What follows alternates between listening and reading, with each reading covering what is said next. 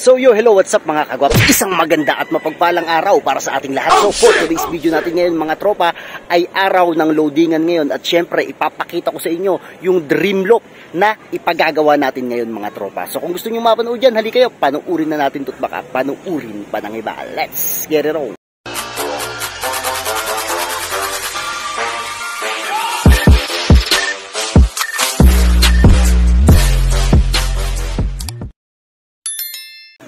Ops, teka lang mga kagwaps, bago ko simulan to maraming salamat nga pala sa'yo na nanonood ng video ko na to, kasi kung hindi dahil sa'yo, hindi ko siguro pagpupursigihan na mapagawa o magkaroon tayo ng dream loop. So, panoorin mo to, pasasalamat ko na rin to para sa'yo.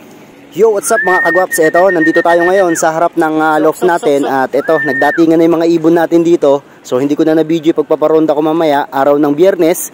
Loadingan natin ngayon mga tropa ng third lap ng derby namin. So, eto, yan na, pinapasok ko muna yung mga kalapati natin para nang sa gayon is mapakain na rin natin sila para sa preparation natin mga tropa. Alas 3 ng hapon ngayon mga kagwaps at eto, nagpapatuka na tayo kasi tuwing loading day, tuwing Friday is nagpapatuka tayo ng alas 3 mga tropa. So ayan, pasensya na kayo at meron tubig doon sa baba ng loft natin mga tropa. Ayan, yung tubig na yan. So kasi nagpapagawa tayo ngayon ng bahay, kaya ayan, makikita nyo naman may mga halo pa rito. So talagang maiipunan ng tubig doon. So mamaya na lang siguro natin wawalisin mga kagwaps. O tandaan nyo mga kagwaps, sa alas 3 ng hapon po ang ginagawa kong pagpapatuka sa mga kalapati ko para makapag-adjust yung kanilang metabolism. Kasi kapag pinatuka ko sila before ng loadingan, baka ma-stress sila, is hindi sila magtunaw ng kanilang tinuka doon po sa truck. Kaya nakasanayan ko na alas 3 ng hapon magpapatuka na tayo ng ating mga kalapate mga kagwaps para kahit papano is gamot na lang at supplements na lang ibibigay natin sa kanila. So ito, napakaganda ng checkered natin na to. Ayun yung checkered na yun, nasa gitna mga tropa. Maraming nagtatanong kasi sa akin mga kagwaps kung ano raw ba yung program ko kapag loading day. Kasi siguro gusto rin nila kahit papano na makapagbigay ng kaunting pabaon sa mga kalapati nila. Kaya ayun, ang may advice ko muna sa inyo na ginagawa ko is itong pan 3 PM natin na pagpapatuka. Pagkatapos magbibigay na rin tayo ng inumin mga tropa. So ito, gaya nito, busog na busog siya mga tropa, yung ating Mariano Lee. Ayan o, kita nyo.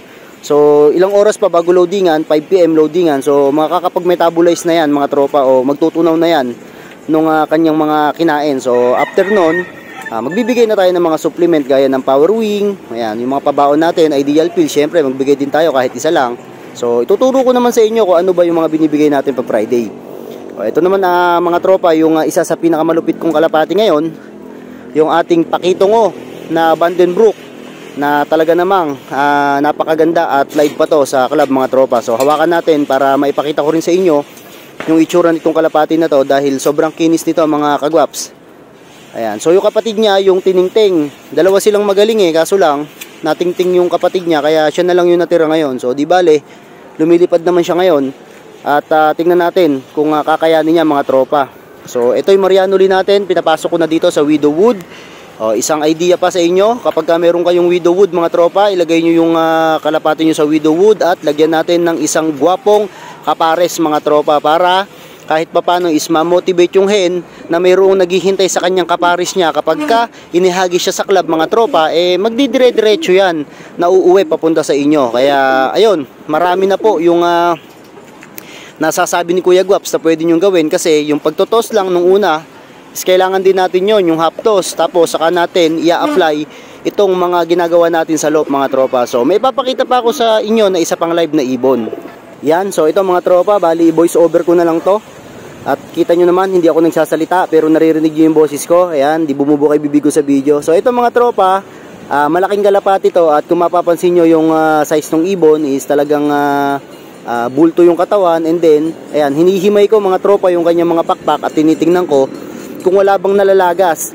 Kasi pagka naglagas ang ibon, napakahirap mga tropa, talagang masakit ang katawan. So ito, ang bloodline nito mga tropa, isa sa mga pambato ko is yung sablon ni Sir Alan Chan. So grizzle yon at nag-throwback ng checkered mga tropa, kasi checkered yung kaparis so doon kumuha. So maganda naman mga tropa yung mga kondisyon ng kalapati natin ngayong loading day. Kaya asahan natin na sana sa Sunday umuwi sila mga tropa. So nga pala mga kagwaps, bago natin to ipagpatuloy, gusto ko munang mag-shoutout ng mga tropang kalapatids natin yung mga street racer natin dyan, ng mga kalapatids, lalong-lalo na sa Quezon Province, mga tropa, shoutout po sa inyo, saka sa Team Las Piñas. So shoutout po sa mga street racer dyan, sa mga club racer, shoutout po sa inyo lahat. Malupit ka talaga! Ang ganda mong lalaki! Nga pala mga tropa, sa mga nagchat-chat din pala kay Kuya Guaps TV Official ng mga gift birds na gusto nyo pong makuha dito kay Kuya Guaps, wag po kayo mag-alala kasi almost 1 month na lang po mga tropa ay magbibreed na po tayo at 100% guaranteed mga tropa na magbibigay tayo ng iba't ibang bloodline ng kalapate, mga young birds sa ating mga solid supporters. Wanna know why? Kaya huwag nyo kalimutan na mag-comment dito sa baba ng video ko na to mga kagwaps. Dito, i-click nyo yung comment box dyan, saka mag-comment kayo. At syempre, i-like nyo na rin at i-share to. At sobrang daming mga young birds talaga ang ipamimigay ni Kuya Guaps. So kita-kita tayo next month sa mga pag-give birds natin. At sigurado magkakagulo lahat ng mga solid supporters ni Kuya Guaps TV Official. Let's go! So bali ito mga kagwaps, yung loft natin ngayon, yung Flyers loft. Ayan, yung makikita nyo na yan. So ito, medyo ilapit natin ng konti. Diyan po umuwi mga kalapati natin. So lagi nyo naman nakikita yan sa vlog ko.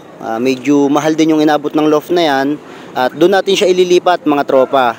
So hindi ko alam pala kung ililipat natin o magpapagawa tayo ng bagong loft doon sa taas. So pupunta tayo sa taas mga tropa para makita nyo rin. Akyat muna tayo rito sa mahiwagang hagdan mga kagwaps. Yun o, kita agad yung slab o. Napakakapal ng simento mga tropa. Oops, wait lang. Yun, nakita na natin. So ito, napakasukal pa dito sa taas, sa roof deck natin, sa rooftop. At kasi nagpapagawa nga tayo ng bahay. So ito, tingnan muna natin yung paligid mga tropa. So yan, babang pinapakita ko sa inyo. Maraming salamat sa inyo mga kagwaps. At kung hindi siguro dahil sa inyo, sa mga nakasuporta sa atin, siguro hindi natin maiisipan na magpagawa tayo ng loft dito sa taas at ipaayos natin tong roof deck ng ating bahay. Ayan, so dito, mula dyan, papunta dito sa isang kaposte na yan at lalagpasan tong aircon, pupunta na naman doon. So bali 3 hati po ng mga flyers yung gagawin po natin dito para nang sa gayon, iba-ibang division po, merong south, merong north at merong mga flyers. So yung stock natin mga tropa, dun yun sa baba. Ayan, so ito, mga naka-ready na. Ay, napakasarap sa pakiramdam mga tropa. Ayan o, kitang-kita natin yung paligid, sobra.